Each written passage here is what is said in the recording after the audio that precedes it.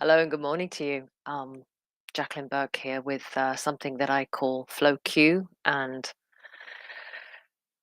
jokingly referred to as woo work, but it's not really a joke. Um, I think it's more like a light-hearted term that reflects where we're going in how we work, how we view work, how we live work, how work lives us. And I think that there are so many of us experiencing this shift right now from one paradigm of industry, sector, professionalism, career, job, work, blah, blah, blah, blah, fill in the gaps, and to where we're going, which essentially is going to be a space age economy, a cosmic age society, AI driven, AI resolutions, but really run by humans and integrated with human intelligence and wisdom. Um, and so this is a really exciting time. So FlowQ really, I mean, what we're doing here with these impromptu chats, I just post them whenever things come in. Just like to share a few ideas with you, stimulate some conversation. I think we're crowdsourcing this experience collectively, not just in the West, globally around the world. We are all experiencing, and certainly will experience in the next 12 months to 5, 7 years, enormous shifts in the way we live our human lives, how we organize ourselves, how we pitch work, how we drive our careers forward. And really, for me, FlowQ encapsulates an evolutionary point in this work life paradigm. If we are in the fourth industrial revolution, then those of us who adapt and pivot are going to thrive. And the more of us that thrive, the better it's going to be. It's in everybody's interests that we all find a place to thrive and that there's a democracy involved in this. So, no matter where you come from, if you have access to the technology, which should be made available to you, you'll be able to set up a local economy and enter the marketplace as a global player. And I'm really, really personally excited about that, the freedom that that's going to offer, not just, different demographics, but also entire regions of the world that have been left behind for so long. There's going to be an enormous amount of economic development, and that's super exciting.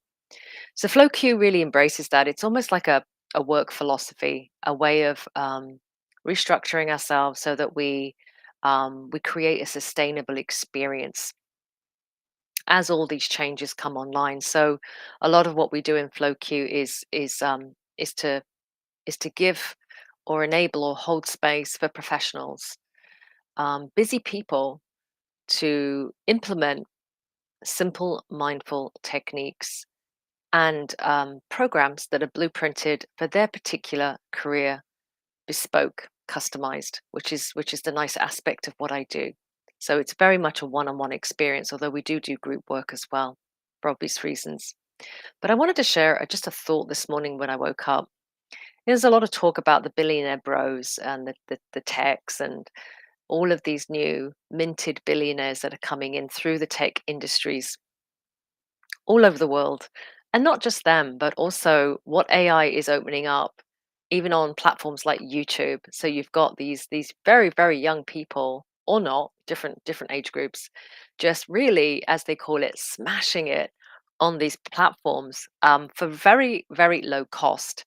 And it's just because they've recognized a need, and they are able to systemize their delivery. They're able to do it in a really efficient way that offers absolute pertinent value to their target market, and that is super, super, attractive in a crowded attention economy. So the new economy coming online is going to be something called the trust economy. Do I trust you enough to give you my 2 minutes of listening, observing, experiencing your content, and then perhaps rewarding you with onboarding what you're doing? So that's the big question. But this is the thought. So we all start off just like someone like, for example, arbitrarily Elon Musk, right? We all start off with the same amount of commodity, and that commodity, or rather the same quality of commodity, and that commodity is life itself, and life as expressed through time.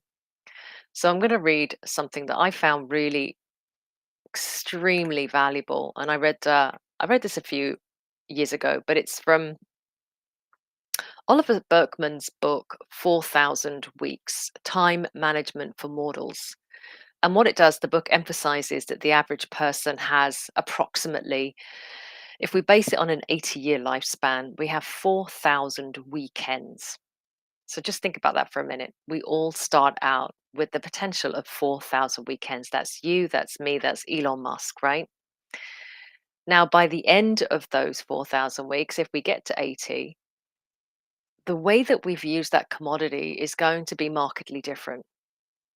And I had the honor and privilege of interviewing billionaires a few years ago on behalf of a client. It was a kind of project that involved studying the habits of extremely successful people. And the one thing that stood out more than anything else, I mean, there were two pretty big things, but the first thing was time management. So even though Elon Musk and me, say for example, we have the same amount of commodity, we have that life force, that time that we've been given. Um, how does he account for his time down to the last second, which is very precious because of his high agency life? How do I account for my time? Can I learn from perhaps some of his approach to time management? So FlowQ is also about time management. It's about managing the most precious commodity you will ever have, and that is your time. And do you rent that time out for an hourly rate? Do you or do you use that time to create sustainable incomes for yourself, financial security, as well as doing what you really love? And when you actually do what you really love, when you're flowing with life, when you've aligned your purpose with the profit aspect, and when you do what those younger people are doing on YouTube, when you connect to your market and can convey that trust and that, I guess, that authority, like I figured this out and you can too. We can hack this together. I think that's going to be a very useful approach as we navigate this fourth industrial revolution. Because if there's nothing else AI is going to do, I mean, I'm talking about in the positive, it's going to alleviate so much of the heavy lifting, the drudgery of just general running of a business. So side hustles can become major gigs very efficiently if you know how to manage your time. And it is like crypto because the more you live, the less you have of time. So it becomes more valuable. And as you mature, especially as you've had some success in life, you just begin to step back and realize what truly matters. And what truly matters is, yes, purpose, is, yes, serving community and giving something of value, perhaps even legacy. But it's also time spent with the people you care about, with the causes that touch your heart, with perhaps leaving the world a better place than you found it. These are really lofty ideas, but they're within reach, especially now that we're in this AI age. But I really invite you just to share your thoughts too. How are you doing? How does this age feel for you? What practices, techniques, modalities, things that are you doing that are just making everything so much more sustainable and creating a bit more security, certainty, groundedness, presentness, centeredness in your life as all of these seismic changes come in? Almost, I want to say almost daily, something new is coming out within the tech sector and other sectors.